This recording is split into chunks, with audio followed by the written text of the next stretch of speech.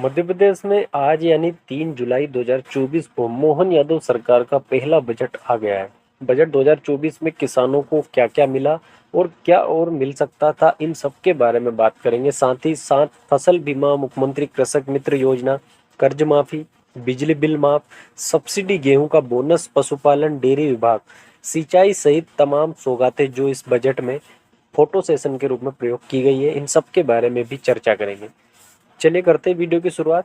लेकिन उससे पहले अगर अभी तक आपने हमारे चैनल को सब्सक्राइब नहीं किया है तो जरूर करें, वीडियो को लाइक करना ना भूलें और कमेंट बॉक्स में अपनी जो प्रतिक्रिया वो जरूर दें।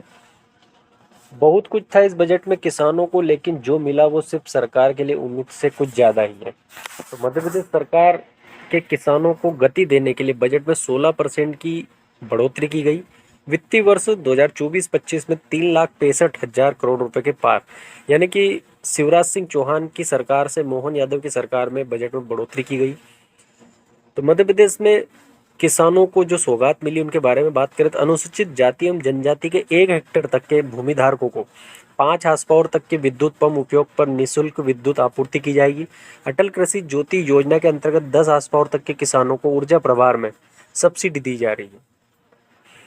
उसके बाद अगर बात करें तो ये जो सब्सिडी है वर्ष 2024-25 में 11,065 करोड़ रुपए के आसपास है। मुख्यमंत्री किसान कल्याण योजना के बारे में अगर बात करें तो 2024-25 में 4,900 करोड़ रुपए का प्रावधान प्रस्तावित किया गया है। प्रधानमंत्री किसान सम्मान निधि और मुख्यमंत्री किसान कल्याण योजना की प्रतिवर्ष 6,000 की सम्मान निधि से कुल 12,000 लगभग 82 लाख किसानों को लाभ मिल रहा है। ऐसा इस बजट में सरकार ने एक तरह का फोटो सेशन किया है। दूसरी ओर अगर बात करें तो इस बजट में किसानों को लेकर और भी कई बातें हुई है। तो मध्य प्रदेश सरकार का जो प्रयास है अन्नदाताओं के जीवन में खुशहाली की बयार लेकर आया है। और प्रधानमंत्री फसल बीमा योजना के अंतर्गत खरीफ 2023 में 97,71,000 एवं रबी 2023-24 में 80,96,000 कृषक बीमित हुए, इनको बीमा मिला है। वर्ष 2024-25 में योजना के अंतर्गत 2,000 करोड़ का प्रावधान रखा गया है, यानी कि बढ़ोतरी की गई है। इस बार ज़्यादा किसानों को फसल बीमा मिलेगा अगर कोई फसल खराब होती है तो इस तरीके से जो शिवराज सिंह चौहान की सरकार थी उसके अलावा मोहन यादव की सरकार में बजट में बढ़ोतरी की गई है। मध्य प्रदेश में एक और चीज़ यहाँ पर निकलकर सामने आ रही है, वो है पर ड्रॉप मोर क्रॉप के उद्देश्य की पूर्ति हेतु 133 वृहद एवं मध्यम प्रशायित सूक्ष्म सिंचाई प्रणाली आधारित परियोजनाएं निर्माणाधीन है।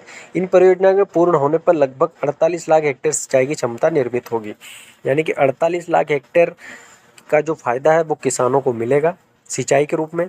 तो मध्य प्रदेश बजट 2024-25 की अगर बात करें तो कृषि एवं संबद्ध क्षेत्र हेतु वर्ष 2024-25 में 66,605 करोड़ का प्रावधान रखा गया है। यह गत वर्ष की तुलना में 23% अधिक है, यानी कि शिवराज सिंह चौहान की सरकार से 23% अधिक है। तो 66,605 करोड़ का प्रावधान है कृषि एवं संबद्ध क्षेत्र हेतु। उसके बाद अगर बात करें तो सहकार से समृद्धि के हिसाब से बात करें तो वर्ष 2023-24 में किसानों को 19,946 करोड़ रुपए का फसल ऋण वितरण हुआ था। वर्ष 2024-25 में 23,000 करोड़ का फसल ऋण का लक्ष्य रखा गया है, यानी कि किसानों को 23,000 करोड़ का फसल ऋण मिल सकता है। इसको बढ़ा दिया है पिछली सरकार की तुलना में।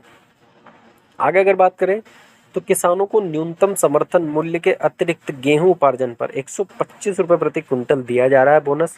योजना के लिए सरकार ने 1,000 करोड़ रुपए की राशि का प्रावधान रखा है, यानी कि 125 रुपये प्रति क्विंटल का जो बोनस है उसको लेकर 1,000 करोड़ रुपए की जो राशि है उसका प्रावधान रखा है। बहुत सारे किसान ऐसे हैं जिनको बोनस के रूप में 125 रुपये प्रति क्विंटल का लाभ मिला, लेकिन कुछ किसान ऐसे भी किसी कमी की वजह से उन्हें ये फ़ायदा नहीं मिल पाया है।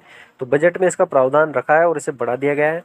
उसके बाद आगे अगर हम बात करें तो बजट में कुछ और सौगातें किसानों को मिली है, जैसे किसानों को 0% ब्याज पर मिल रहा है अल्पकालीन फसल ऋण। बजट 2024-25 में 600 करोड़ का प्रावधान प्रस्तावित है। लगभग 32 लाख से अधिक किसानों को इससे लाभ हो रहा है, यानी कि 0% ब्याज पर किसानों को जो ऋण है अल्पकालीन फसल ऋण उसको बढ़ाकर और ज़्यादा कर दिया गया। 600 करोड़ का प्रावधान इसमें रखा है, यानी कि और भी किसान जो नए खाते उनके बनने जा रहे हैं, सहकारी समिति जो 0% ब्याज पर लोन लेने वाले हैं उसमें नए खाते जुड़ सकते हैं और इससे 32 लाख से अधिक किसानों को फायदा मिलेगा। सिंचाई के क्षेत्र में निरंतर वृद्धि, कृषि बन रही है लाभ का व्यवसाय। सिंचाई के अंतर्गत क्षेत्रफल का जो लक्ष्य है वर्ष 2024-25 सॉरी 2025 और 26 तक 65 लाख हेक्टेयर है। वर्ष 2028-29 तक इसे बढ़ाकर 1 करोड़ हेक्टेयर कर दिया जाएगा। यानी कि 2029 तक काफ़ी फायदा देखने को मिलेगा। वर्तमान में लगभग 50 लाख हेक्टेयर की सिंचाई क्षमता निर्मित है, तो इससे भी किसानों को काफ़ी फायदा मिलेगा। यानी कि 2029 तक 1 करोड़ हेक्टेयर तक जो सिंचाई है वो होने जा रही है। उसके बाद अगर हम बात करें तो गौ संवर्धन एवं संरक्षण के लिए एक संकल्पित मध्य प्रदेश सरकार चलित पशु कल्याण सेवा योजना में 82 करोड़ की जो राशि है वो प्रस्तावित की गई है। प्रदेश में मई 2023 से प्रारंभ 406 चलित पशु चिकित्सक इकाइयों द्वारा अब तक 5,46,000 से अधिक पशुओं को घर से पहुंच शीघ्रता मिल रही है। यानी कि पशुओं के लिए जो एम्बुलेंस है वो काम अच्छा कर रही है। और उसके बाद बात करें तो मुंदनकल क्षेत्र के लिए केन बेतवा लिंक परियोजना के हिसाब से अगर बात करें तो अनुमानित जो लागत है 44,605 करोड़ रुपए। परियोजना के पूर्ण होने पर प्रदेश के 10 जिलों में 1900 ग्रामों के 8,11,000 हेक्टेयर क्षेत्र में सिंचाई की जो सुविधा है उसके साथ ही पेयजल एवं उद्योगों को जल की उपलब्धता सुनिश्चित होगी। इसके लिए सरकार काम कर रही है। जो मध्य प्रदेश के विकास का जन कल्याणकारी बजट है उसमें बुंदेलखंड क्षेत्र के लिए काफ़ी फायदा देखने को मिलेगा और इस परियोजना के आने से किसानों को बहुत ज़्यादा फायदा मिलेगा। सिंचाई परियोजना से संबद्ध कृषि क्षेत्र को हो रहा संबद्ध नर्मदा घाटी की सिंचाई परियोजना का जो निर्माण है उसके लिए अगर बात करें तो वर्ष 2024-25 में रुपये 13,596 करोड़ रुपए का प्रावधान है। समस्त सिंचाई परियोजना के पूर्ण होने पर लगभग 28,41,111 हेक्टेयर भूमि सिंचित होगी। काफ़ी बड़ा आंकड़ा है कि इस सिंचाई परियोजना से पूर्ण होने पर लगभग 28,41,111 हेक्टेयर की जो भूमि है वो सिंचित होगी। उसके बाद बात करें तो सिंचाई परियोजना के निर्माण एवं संधारण हेतु वर्ष 2024-25 में 13,596 करोड़ रुपए का प्रावधान रखा गया है। तो इस तरीके से देखा जाए तो इस बजट में किसानों को काफ़ी कुछ मिला है, लेकिन बहुत कुछ छूट भी गया है जिसको लेकर किसान शिकायत करते हो, चाहे फसल बीमा हो, चाहे मुख्यमंत्री कृषक मित्र योजना हो। कृषि क्षेत्र में अनुसंधान को बढ़ावा देने के लिए सबसे अच्छा जो काम किया है मुझे बजट में ये अच्छा लगा है कि जिला उज्जैन में चना एवं ग्वालियर में सरसों अनुसंधान संस्थान की स्थापना प्रस्तावित की। भैया एक तरह से ये बहुत बड़ी सौगात है उज्जैन जिले में, जहाँ पर चना और ग्वालियर में सरसों का अनुसंधान संस्थान की स्थापना प्रस्तावित की गई है। अब कब तक बनेगा इसको लेकर कोई कह नहीं सकते। आगे अगर बात करें तो प्राकृतिक खेती को बढ़ावा देने के लिए संकल्पित मध्य प्रदेश सरकार प्राकृतिक खेती प्रोत्साहन एवं विस्तार के लिए 30 करोड़ का प्रावधान प्रस्तावित किया है। प्राकृतिक खेती जलवायु परिवर्तन की चिंताओं को कम करने के लिए पर्यावरण पुनर्स्थापन जैसे लाभों के अलावा किसानों की आय बढ़ाने का अवसर प्रदान करती है।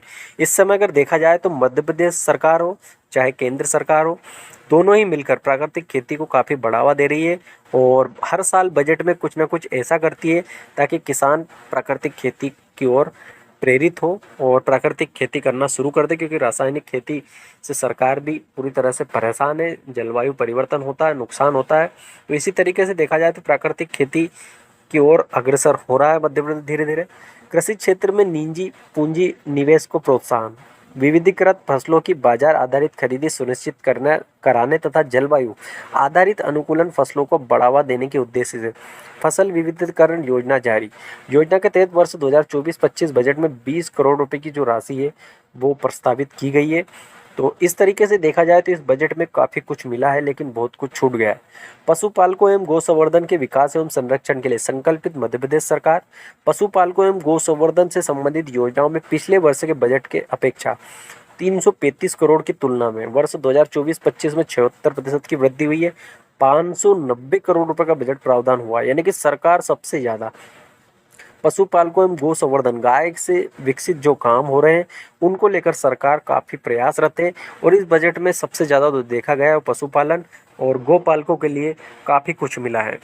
वहीं दूसरी ओर अगर हम बात करें इस बजट को लेकर तो प्रदेश में जो संचालित 2190 गौशाला हैं, गौशालाओं में लगभग 3 लाख गोवंश का पालन हो रहा है और गौशालाओं में पशु आहार के लिए उपलब्ध कराए जाने वाली जो राशि है अब प्रति पशु गोवंश के प्रतिदिन 20 रुपये से बढ़ाकर उसे 40 रुपये प्रति कर दिया गया है।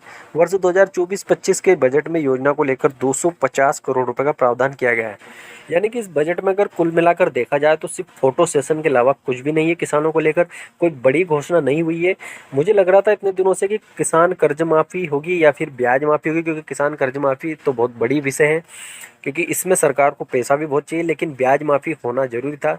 जिस तरीके से बालाघाट में किसानों का जो कर्ज माफ़ किया है, उसी तरह अगर मध्य प्रदेश के हर एक ज़िले में किसानों का अगर ब्याज माफ़ कर देते तो काफ़ी कुछ किसानों को राहत मिलती, लेकिन ऐसा कुछ भी नहीं हुआ।